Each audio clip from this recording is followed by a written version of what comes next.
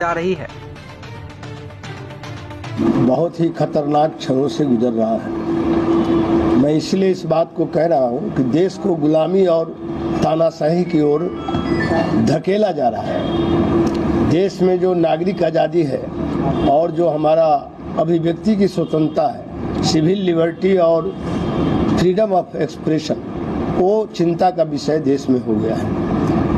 और चारों तरफ आप देख रहे होंगे भाईचारा जो था उसको ख़त्म करने के लिए, जो सद्भावना था, सामाजिक सद्भावना, उसको समाप्त करने के लिए नफरत फैलाया जा रहा है। जो बुनियादी मुद्दा है, महंगाई है, बेरोजगारी है, इन मुद्दों से ध्यान भटकाने के लिए 9 अगस्त को गांधी जी के समय में जब ब्रिटिश सल्तनत से लड़ाई हो रही थी, एक नारा लगा था कि क्विट इंडिया।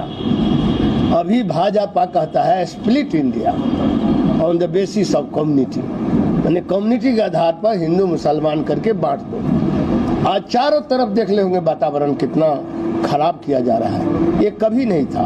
और हिंदुस्तान के मिट्टी में, धरती में सेकुलरिज्म है।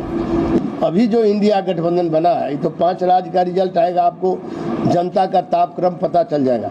जो जनादेश आ रहा है ये सेमीफाइनल है, फाइनल मैच तो 24 में होगा। लेकिन काल जो है अमृत काल है, अमृत काल में उन्मादी राष्ट्रवाद चलाना चाहते हो।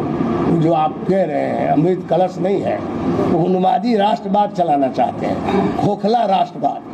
52 बरस तक आरएसएस के मुख्यालय नागपुर में झंडा नहीं फाड़ा, तिरंगा झंडा जो हमारा राष्ट्रीय ध्वज है, और अब तिरंगा यात्रा करता है। और ये जो आप कहते हैं कलश चलाता है, जगह जगह लोगों को भ्रमित किया जा रहा है। ये तो राष्ट्रवादी है ही नहीं, इनका राष्ट्र दूसरा झंडा है, भगवा ध्वजा इनका राष्ट्रीय ध्वजा है। इनका ये तिरंगा झंडा राष्ट्रीय झंडा नहीं है। ये मैं नहीं कर रहा हूँ, प्रमाण के साथ कर रहा हूँ।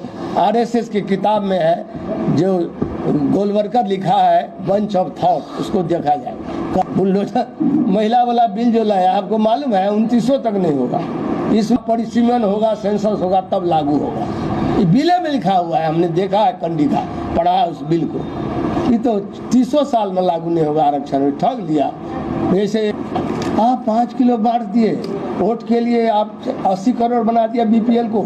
अरे गरीबी रेखा के नीचे तो 40 करोड़ ही लोग हैं बिहार हिंदुस्तान में, आप 80 करोड़ गिना दिया। देखो मैं 80 करोड़ को दे रहा हूँ, इसका मतलब कोई विकास नहीं हुआ।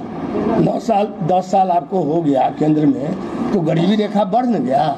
आप ही ने बढ़ा दिया, आपने और 40 करोड़, उसका सब अनाज मार्केट में डंप हो रहा है। वहीं पिछले दिनों मधुबनी के फुलपरास में जाप सुप्रीमो पप्पू यादव द्वारा दिए गए बयान पर पूर्व केंद्रीय मंत्री ने कहा कि 90 दशक वाले नेता क्या बोलते हैं, मैं उन पर ध्यान नहीं देता। अगर उनके बारे में मुंह खोल दूं तो भूचाल आ जाएगा। उन्होंने कहा कि पप्पू यादव बताएं, जब जीतन राम मांझी मुख्यमंत्री थे तो उनके पास वे क्या करने गए थे।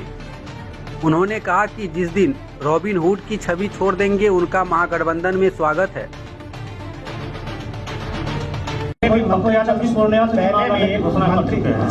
और अब घोषणा कोई कर दे, लेकिन इंडिया गठबंधन का निर्णय अभी नहीं हुआ है। इंडिया गठबंधन, अब कुछ भी बोल सकते हैं, हम तो नोटिस ही नहीं लेते हैं। क्योंकि जिनका पूरा रॉबिन हुड चेहरा है, उसके विषय में मेरे जैसे आदमी 46 वर्ष हो गया, जब वो राजनीति में आए नहीं थे तब हमें मिले थे। हाँ, राजनीति में 90 दशक के बाद आए होंगे।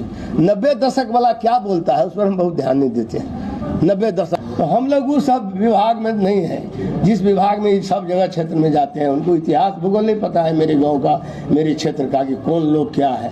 घटना घटी है तो कानून में हाथ लेने में किसी को अधिकार नहीं है। वो हम भी बोल चुके हैं आरक्षी अधीक्षक से, मतलब ये जा करके दूसरा खेल करते हैं। उनको इतिहास भूगोल भी उस समाजवाद का नहीं मालूम है। समाजवाद में हमने त्याग किया है कि जननायक कटपुर के लिए। 3 महीना एमएलए हम थे 77 में, तुम इस्तीफा दे दिए थे। समाजवाद के लिए कुछ त्याग भी करना पड़ता है, बोलने से नहीं होगा। और हम लोग के विषय में बोलते हैं, अब हम खोल दें बहुत बात तो दिक्कत हो जाएगी। हमसे टाइम अपॉइंट करवाए थे, आज आप बोल दिए तो मुझे बोलना पड़ेगा। जब मांझी, जीतन राम मांझी जी, माननीय जीतन राम मांझी जी मुख्यमंत्री थे, तो पूछना उनसे कि तुम उनके घर पर गए थे पटना में, क्या करने गए थे।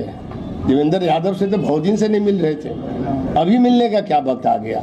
78 में एक बार मिले थे जब पैरोल पर छूटे थे, जब शिवचंद्र झा तत्कालीन स्पीकर थे, जिनको बहुत सारे केस गलत कर दिए थे, बात सही है। हम पक्ष में क्वेश्चन किए काउंसिल में 78 में, इनके पक्ष में जो नौजवान है, इनका भविष्य है, इनके लिए हम लोग सोचते थे। वह आदमी जीतन राम मांझी मुख्यमंत्री बनाए तो हमसे टाइम अपॉइंट करवाए, टाइम नहीं दे रहा था।